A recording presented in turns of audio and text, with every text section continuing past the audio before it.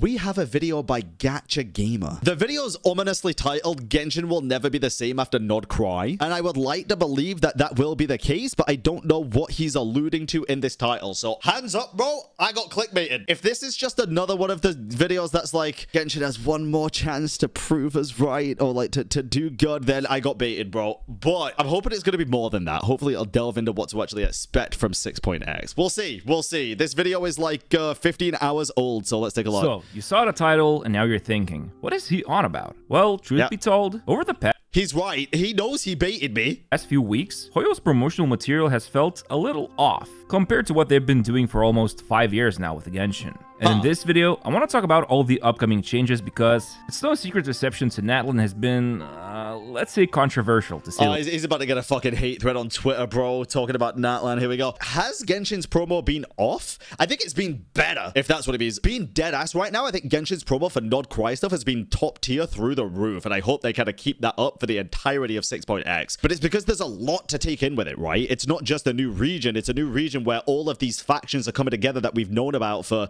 5 years. Some new ones, some old, with characters that have been in the game technically for 5 years and we never knew what they looked like. Varka, Alice.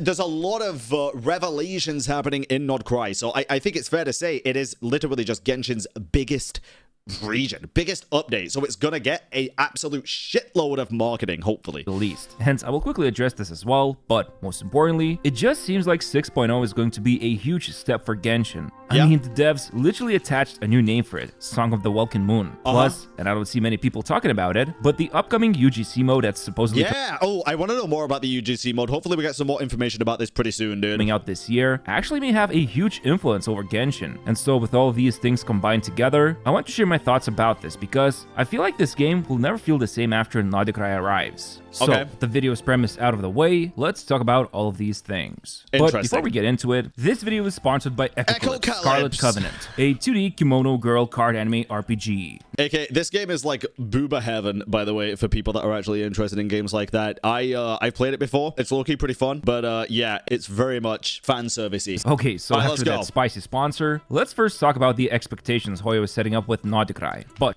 heavy expectations. I've said this before and I'll say it again, bro. It's the biggest patch Genshin will ever have.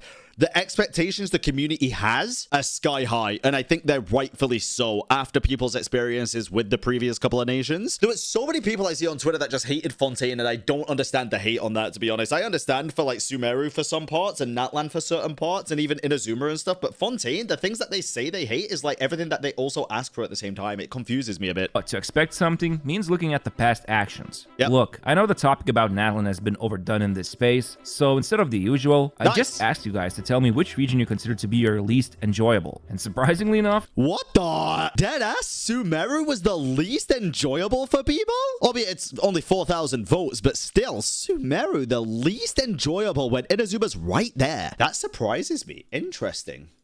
It was almost an equal split between Nat. I'm thinking of this because it says consider exploration, quest, story, characters, etc. And it's like, for me, and listen, everybody's entitled to their opinions, right? I feel like Sumeru was goated for a lot of different reasons, to be honest, at least in my opinion. I thought the characters were the best of the game in terms of how they interact with each other and stuff. I thought the quests were a really good step up from Inazuma. And exploration had a lot of cool little parts. The desert, sure, I can understand that. But the underground desert and the overground desert are so different from each other, bro. And I guarantee you, it's like, don't get me wrong, the overground desert was vast and it was bland, right? But if it wasn't, people would probably have a problem by saying it's not accurate to real life. People wanted like the cultures to be represented perfectly and the areas to be represented perfectly, and to be fair, I think they represented the area of a desert pretty fucking well. Like, yeah, it wasn't great to traverse the overground desert, but the underground, dude, chef's kiss. I loved the underground desert. It was goated. Inazuma, the characters were great. The quests were overall good, but again, the rushedness, how rushed it felt, the presentation compared to what we get nowadays, crazy bad compared. And then the exploration, bro, I still feel like Inazuma exploration was just more of a pain in the arse than anything else, to be honest. Natlan, Sumeru, and Inazuma. And I get it. Inazuma had a messy arc on quest. Puzzles were goated, though. The puzzles were so-so, and it was Hoyo's first major region, so can Bro, the puzzles in Inazuma were goated,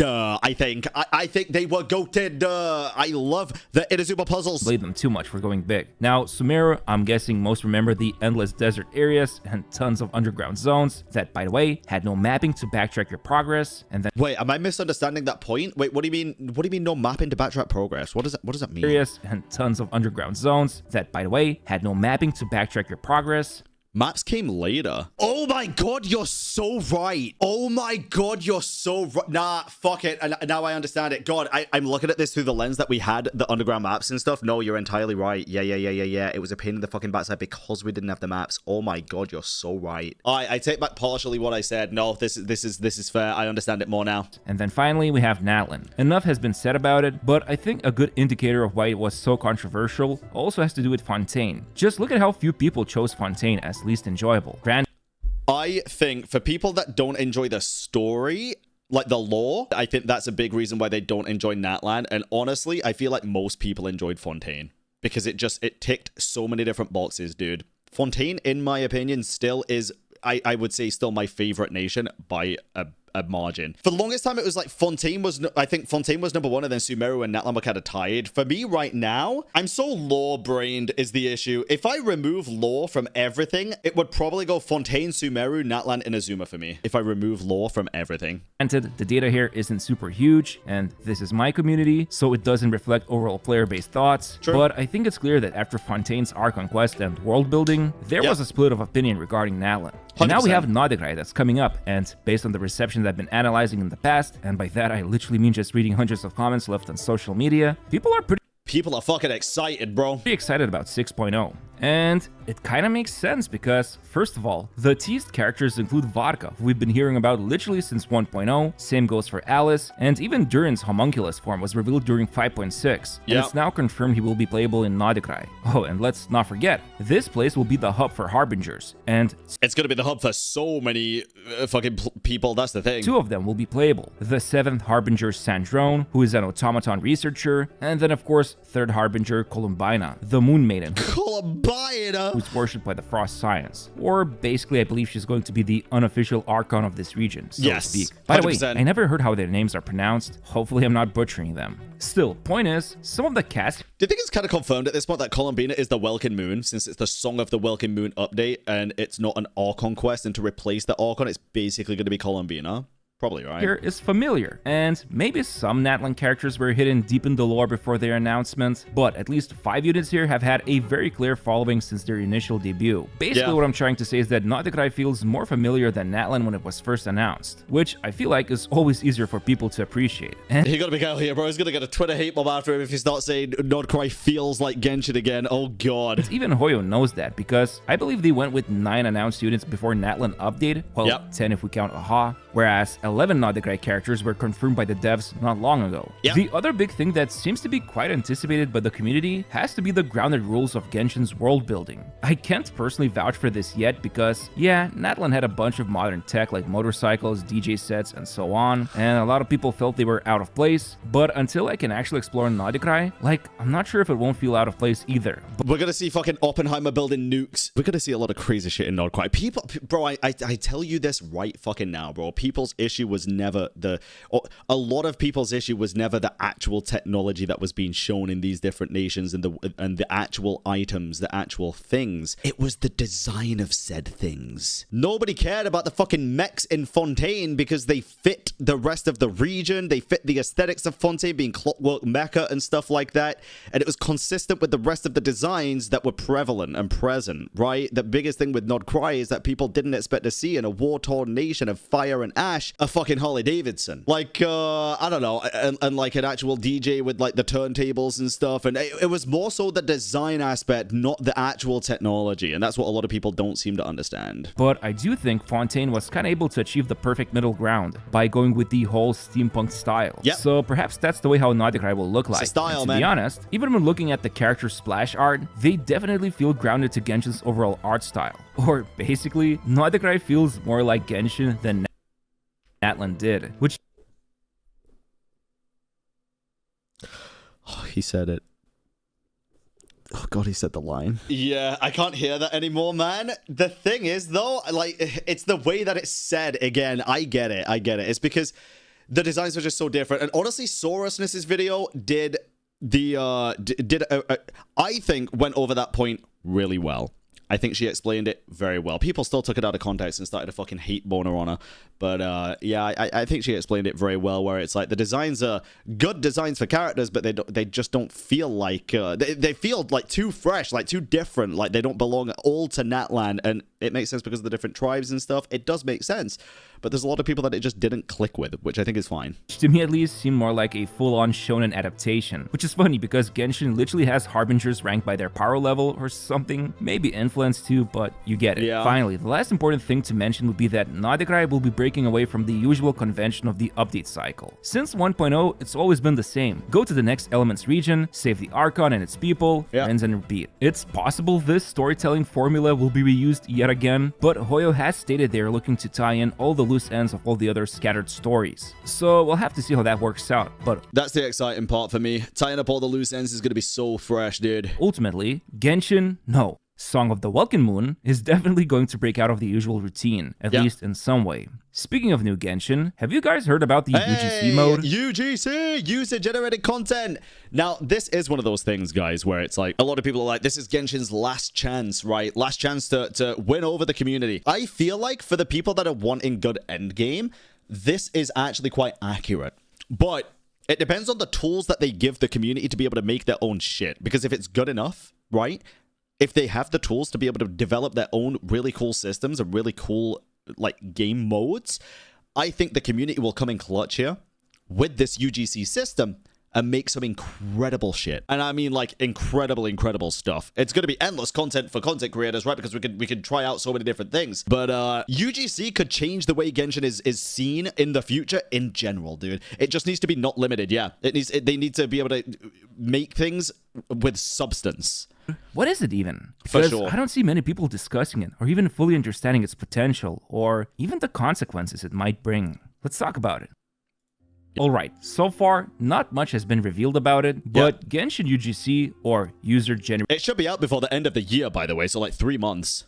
...content is going to be some kind of a editor engine plus game mode. Think of it like Roblox or Mario Maker, but with Genshin's assets. It's supposedly coming this year, so probably after a few Krai update cycles, and with the official details so far, it seems like you'll be able to experience this new game mode both in solo and co-op. In fact, there's even going to be hubs or like shared social spaces like guilds and stuff, like in that one survey that everybody got. Call it, where you can gather in a multiplayer lobby with others before queuing up for the next stage. Still, the most crucial thing here is the power of the editor. Again, not many details, but from the few images the devs posted, we can see the panel to the right, which has a bunch of toggles and numbers you can punch in, and as someone who used to develop games, this looks like a rudimentary visual programming interface, where you can do a bunch of stuff with a sprite or asset. Perhaps you can actually do very interesting things. I did a little bit of research into this, and it seems like it is not very limited, which is a good thing. Even give it some logic if they will allow it. I am saying this because Hoyo is expecting this editor to be good enough for people to develop simulations, party games, survival challenges, and even adventure stages. So who knows? Maybe you can create some insane game modes with it. I hope so. As a YouTuber who makes guides for Genshin, I just want to have a bunch of target dummies for me to test damage. Honestly, I haven't really interacted with UGC stuff since I was a kid. Like, I used to make stages for Line Rider. There's probably one person watching this know what I'm talking about. No but idea. It seems like this UGC mode for Genshin could end up as a massive marketing tool. Think about it. So many content creators will get to upload wacky stages they get to play through. All the tiki-talkies. Did he just say Genshin? Listen, bro, the creator of the GIF said it was pronounced GIF, so it's okay to be wrong sometimes, even if you like doing this for a living, you know? YouTube shorties and everything, and if it blows up in popularity, while Genshin is an established name in the gaming industry, this mode might start competing with the actual game, unless the developers will put in some guardrails, and I have no idea how they're planning to do that. Just go balls to the wall, no guardrails, at least for the start, bro. Implement them as needed, but genuinely, I think the community have made some insane stuff with the UGC. We have to remember that besides Genshin, back in 2020, I don't think there were any open world gacha games where you can pull for the character and get to run around with it, explore, and fight stuff. It was all mostly just 2D PNG files and maybe a Yeah, or those games just weren't gacha, right? Like you just got the characters and could run around in the open world and just fight stuff. Like it was the same, but without having to spend money for it, or like more money than the game cost. Occasional 3D unit, but you couldn't use them freely like we can now. There's a reason why Genshin started the whole trend of character main subreddits and fandoms. However, given Wait, what do you mean? Could it just use them freely? Wait, mostly just 2D PNG files and maybe occasional 3D unit, but you couldn't use them freely like we can now. I don't know There's what that a means. reason why Genshin started the whole trend of character main subreddits and fandoms. However, given the fact that this highly customizable editor will be launched alongside Krai update cycle, Yeah. it gives me the impression Genshin will undergo some massive changes in terms of how people perceive it. Again, that's assuming this UGC thing actually takes off and people will enjoy it. But it is possible we could end up in a scenario where someone says they're playing Genshin and it turns out they're just using the UGC with their friends, while True. the actual gacha game is left untouched. Will it matter? Well, to me at least, not really, but it is kind of a funny thought. Still, it does beg the question how all of this will work out in the end. Although, one thing... I've got over the UGC stuff so much at this point, but I just think it'll be a good addition to the game, and I hope that, again, the developers are open to letting the community experiment with it and not limiting it off rip, you know? Like, if problems arise, then patch it, sure, but don't limit it so that it's just not fun. Is clear. This will be a huge change for the game, especially if new monetization will be involved, which I don't even want to think about it right now. They should listen, dude. They should not allow monetization to be in the UGC. They should keep it as a free aspect of the game. If they paywall UGC content, fuck that. Overall, when looking at everything so far, the highly anticipated characters from Krai, the break from the usual cycle of storytelling, the rebranding of the name, and on top of that, the new upcoming editor and game mode, all of this feels extremely different from what we're used to. True. Some would say this could be Hoyo's attempt at trying to restabilize Genshin's revenue because while the true revenue data is only known to them, most analytics websites report that Genshin's revenue has been steadily decreasing over the years. And Damn. whether UGC ends up having monetization or not, it will Wait, steadily decreasing over the years. Genshin revenue in billions. The fact that you could even say in billions is fucking insane to me, dude. 2020 was 400 million, 21 was 1.8 billion, 2022 was 1.9 billion, 23 was 1.3 billion, 2024 was 0.7 billion. Oh yeah, we're in 2025 as well. Jesus. Yeah, no, that is kind of crazy. That is kind of crazy. Still a lot of fucking money, bro. A lot of money. will be at least a good marketing tool to draw new players in because what's better than one level designer? Thousands of them generating your content. But yeah, hope you found this video interesting. The 6.0 livestream is coming. I'll make a video about it, but in the meantime, I'd really appreciate it if you could press the like button on this video and subscribe to my channel. I'm already subscribed. I will hit the like button though.